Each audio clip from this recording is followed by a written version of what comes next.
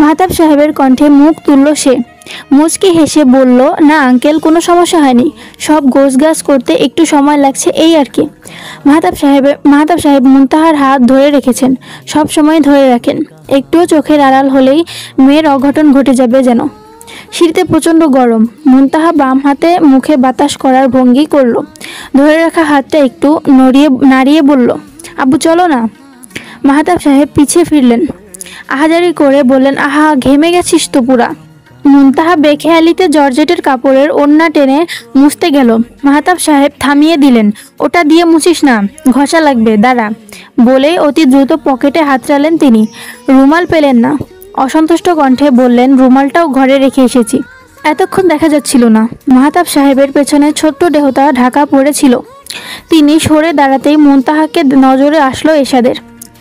সিঁড়ির জানালার ফাঁক দিয়ে চাঁদের আলোর বাহার। ভীষণ ঘামার্তক আড়ম্বরহীন চাঁদ মুখে এখন এক টুকরো জ্যোৎস্না এসে লুটোপুটি খাচ্ছে। আকাশের রং নেই, সাদা মসৃণ জমিন। একটা রং মাখানোর তুলির ভীষণ ভীষণ প্রয়োজন। একটু এলোমেলো, একটু রঙিনেই মানায় তাকে। এত সাদা, এত পাষণ্ড শুটে, এত ফ্যাকাশে আবার আকাশ হয় নাকি? আকাশ হবে অপরাজিতার মতো নীল। গোধূলি বেলা তার রূপ নেবে রক্তজবা, রাতে আধারে মনে হবে এক গুচ্ছ কালো গোলাপের হাসি। সকালটা সুন্দর নয়, ঝকঝকে নয়, একাধার, একেবারে শ্রীহীন। মাহতাব সাহেব উঠলেন 8টার দিকে। ঘর থেকে বেরিয়ে একবার চোখ বুলালেন মুনতাহার ঘরে। দরজা খোলাই থাকে। মেয়েটা ওর মায়ের মতো সব সময় বাহাতটা মেলে ঘুমায়। আজও ব্যতিক্রম নেই। কলিং বেল বাজলো। মুনতাহা নড়ে চড়ে উঠল।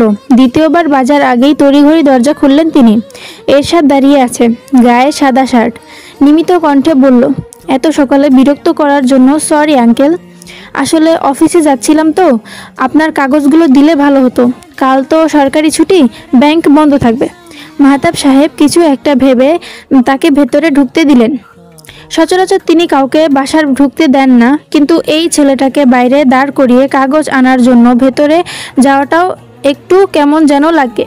সে তো আর নিজের কাজে আসেনি, এসেছে ওনারই কাজে। আজকালকার যুগে এমন ছেলে পাওয়াই যায় কয়টা।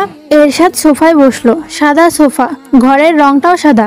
চট করে চোখ গেল খোলা দরজার দিকে। এখানে থেকে রুমের পুরোটাই দেখা যাচ্ছে। মেয়েটার এক পা বেরিয়ে আছে, পাজামা গোড়ালি থেকে অনেকটা উপরে।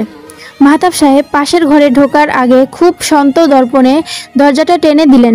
যদিও তিনি এরশাদকে চেয়ে থাকতে দেখেননি, তবুও ভেতরে ভেতরে একটু লজ্জিত বোধ হলো এরশাদের।